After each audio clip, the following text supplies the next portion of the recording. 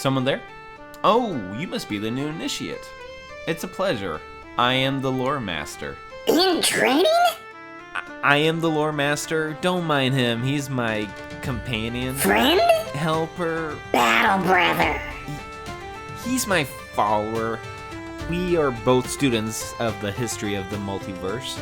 This palace is a place where these stories connect, from orcs to goblins. From Vulcans to Minbari? We will patiently go over their lore to uncover their deep secrets. And in the end, the lore was the friends we made along the way. Perhaps, but today we embark on a journey into the unknown. A story of cosmic dread, mechanical gods, and the fragility of existence. Today we unravel the mystery of the Reapers, ancient, unfathomable beings who walk the line between machine and myth. Are they simply a force of destruction, or are they something much more? Spoiler alert, they're terrifying. But hey, let's make sense of the senseless. Indeed, Chatterwix. Let us peer into the abyss and hope it does not gaze back. Before we look into the Reapers, let us first understand what truly defines cosmic horror. What makes something terrifying beyond human comprehension? Cosmic horror, sometimes called Lovecraftian horror, is a genre where the fear comes from the unknown, forces so vast, so alien, that merely understanding them is enough to break your mind.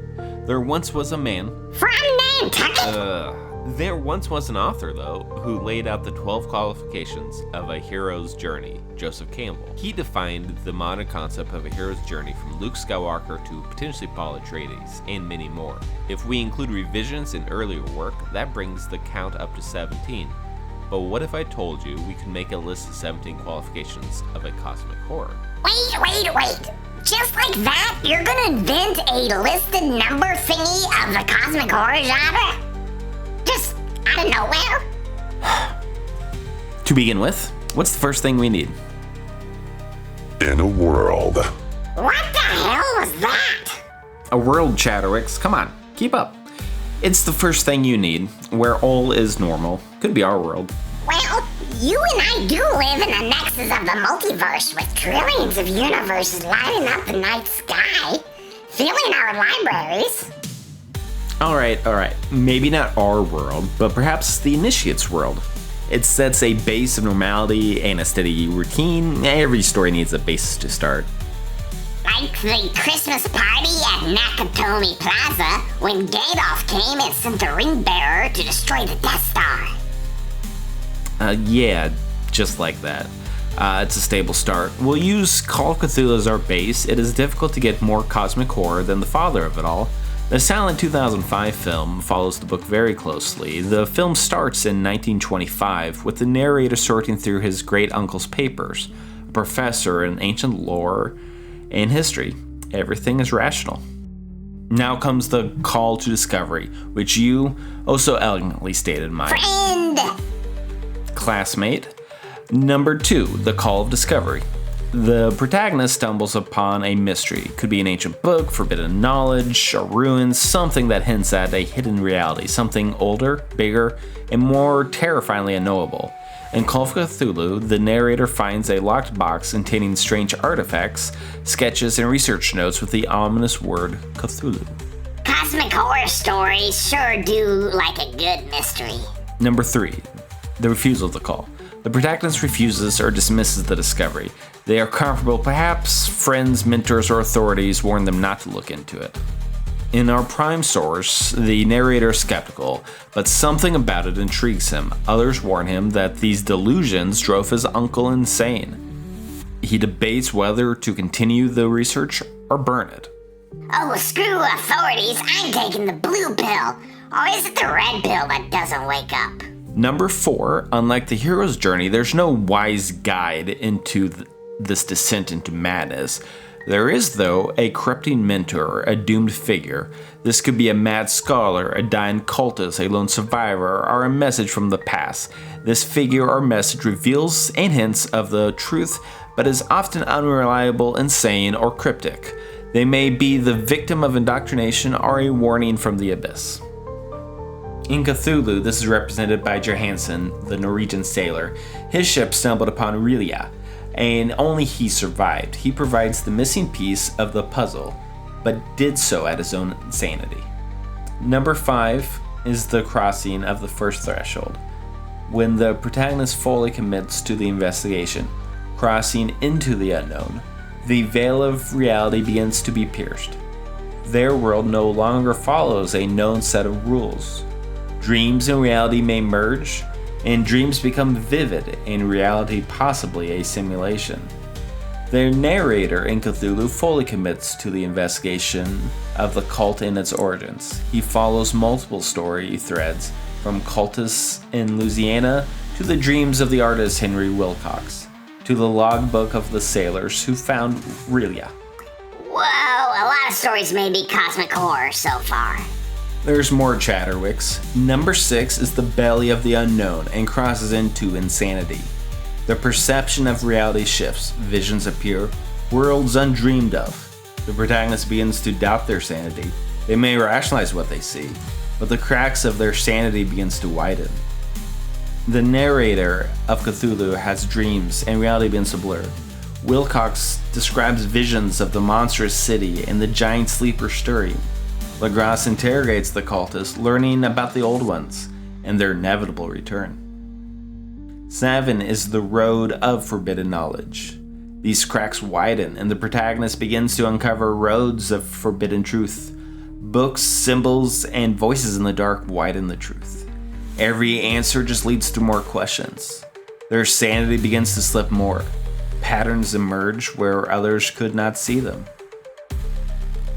In Cthulhu, the cultists in Louisiana provide disturbing details, chanting, "Are you really going to try to chant Cthulhu fish speak? "It's called Relithin. And you're going to say it?" I am the Loremaster, I can speak it. But out of concern for the ears of the initiates, I'll spare you. Sculptures match those from different civilizations across the world, implying a deep ancient connection. Old police reports from Legras confirm that the cult has existed for centuries. 8 is meeting with the horror. Finally, the protagonist believes that they have solved the mystery, that they have found the solution. But the truth is wider and deeper than they ever imagined. More girth! They encounter a fragment of a cosmic horror, a whisper of the true threat. In Cthulhu, this is shown by the Norwegian sailors arriving at Ryleth. The sailors believe they found something extraordinary, but they don't understand what they are dealing with, and they accidentally awake Cthulhu. 9 is the temptation of power. Not only is the cosmic power horrifying, but it is seductive. The protagonist is tempted to embrace this new knowledge despite its costs. Some other characters of weak mind may fall to the temptation. Sounds like a fun idea. Of weak minds.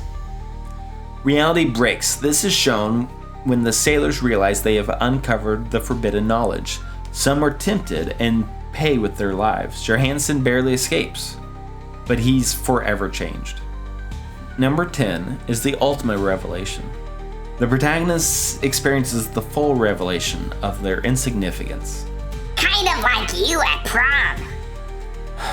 They see the true horror in an entity beyond time, an ancient reality where time is meaningless and escape is impossible. During Cthulhu, the full horror of Ryleth is revealed. It is shaped like a madman with pockets in higher dimensions. Cthulhu rises, proving that he is not just a myth, but a real godlike entity. 11 is the collapse of hope. The protagonist tries to act, but their knowledge has already doomed them. Reality unravels, allies turn on them, and they are already corrupted, infected, or changed. For the sailors, this is when they flee, but most don't make it. Johansen decides if he's going to go down, he's taking Cthulhu with him and rams the god. 12 is a false escape. The protagonist believes that they can win. They believe they can stop the horror, perhaps a ritual, an escape plan, an attempt to warn others. But all of that was part of a cosmic horror's plan. Johansen survives, but his mind is broken. He is the only living witness to the full scale of horror, but no one will believe him. 13 is the doom that follows. Unlike the hero's magic flight, now the doom of an unknowable power has given chase. Whether they flee, fight, or submit, the horror spreads. Something follows them, indoctrinating, mutating, the horror awakening. It is never truly left. They are never truly alone. The protagonist realizes it's already too late. It's too late to warn the others. And worse still, they may have unknowingly doomed others by their own actions. Johansson dies in Call of Cthulhu under mysterious circumstances. It suggests the cult or an unseen force silenced him. The narrator realizes he's doomed himself. He knew that he must burn these papers. He must destroy the evidence, but it is too late. Cosmic horror claims its price in part 14. In the hero's journey, this step is when the allies save the hero. But in the cosmic horror, this step is when the protagonist realizes the horror has already won. They may be pulled into an abyss or witness the world crumble around them. In Call of Cthulhu, it is too late to retreat into ignorance. The narrator just knows too much, and the power of the story, with it being trapped in a cycle of discovery and doom, has already happened. 15 is the crossing of no return. The protagonist fully transforms, physically, mentally, or spiritually. They may lose their identity, merge with the horror, or become its servant. If they survive, they are a shell of their former self. The narrator of Cthulhu is certain that Ryloth will rise, and Cthulhu is real. He is looking over his shoulder, beginning to lose touch with his reality. 16 is that the protagonist understands that the horror is real. If they are alive, they now see the world different, knowing what lurks beneath reality. Their knowledge is both a gift and a curse.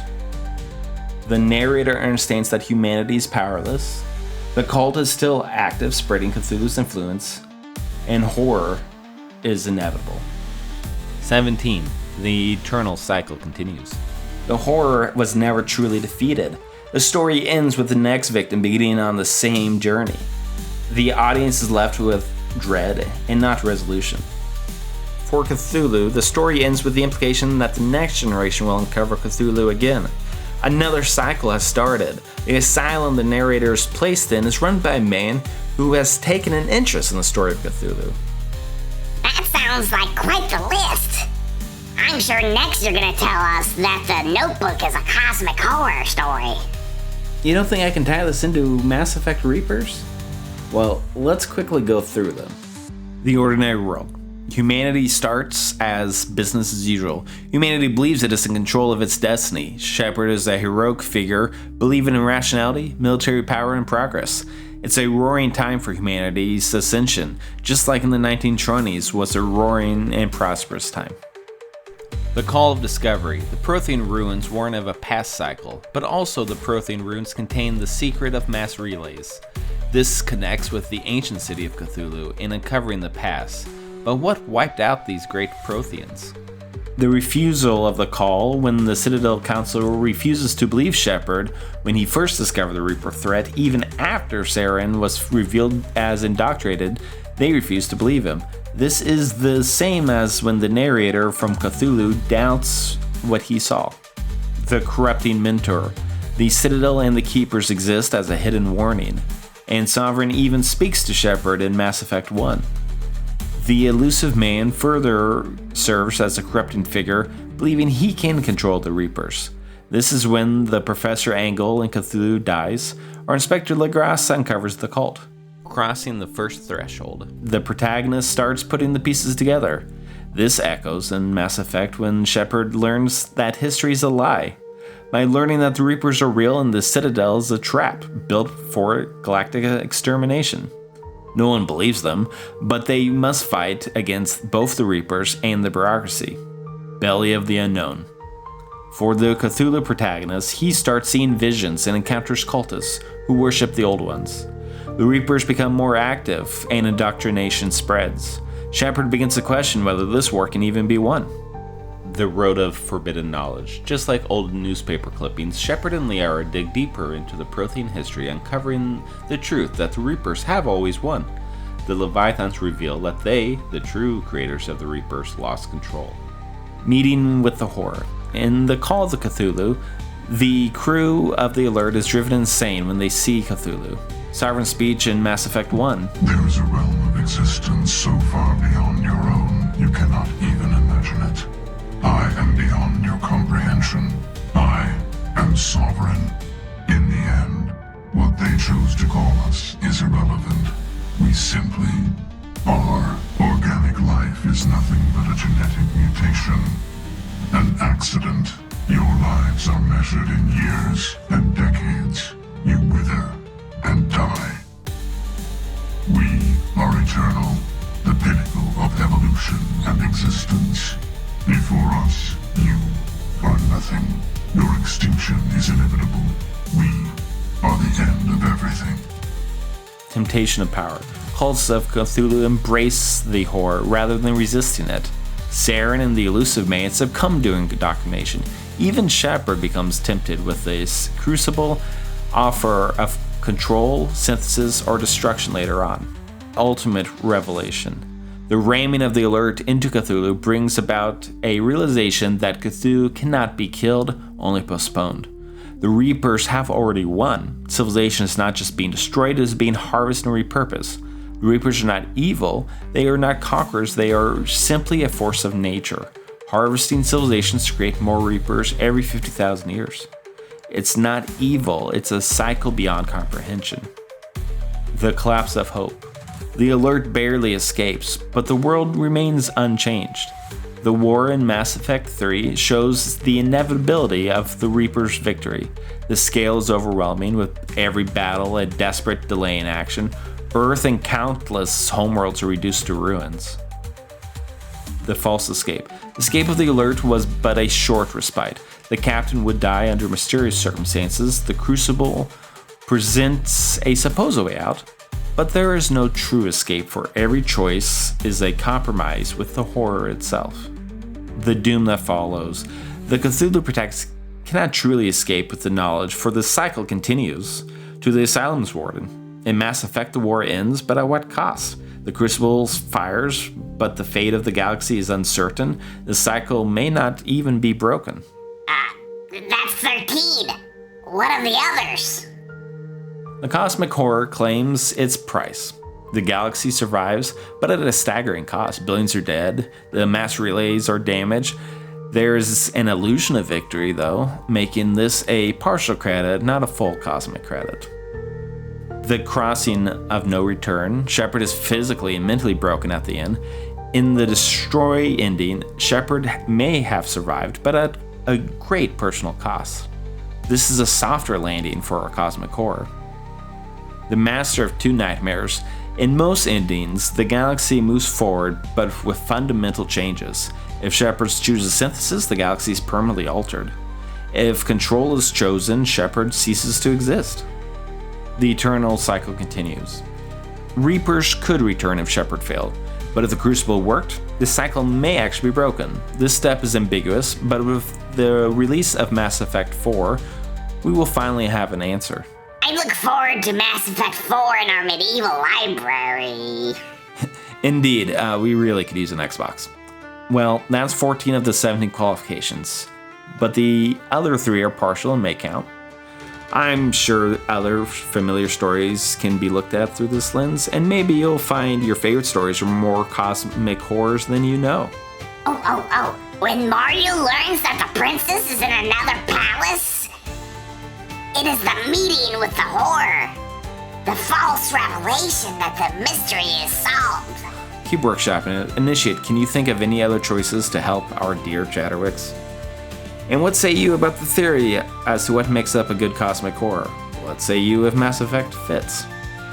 And with enough positive thumbs up from you all, perhaps I can pass this next test in the Lorebound Library. I was impressed. You invented 17 elements of cosmic horror just on the fly. How are you going to one-up this next time? Next time, we're going to look into fixing Rings of Power into a cohesive and good story. Impossible. But hey, for a video made using a potato, and a lithium crystal, and a paperclip, I'm surprised you got it out. Forgive any audio mishaps, and forgive the Loremaster stammering. I really don't stammer that often, do I? Well, let's meet again and see how much we've come along. I think I'll incorporate a second paperclip.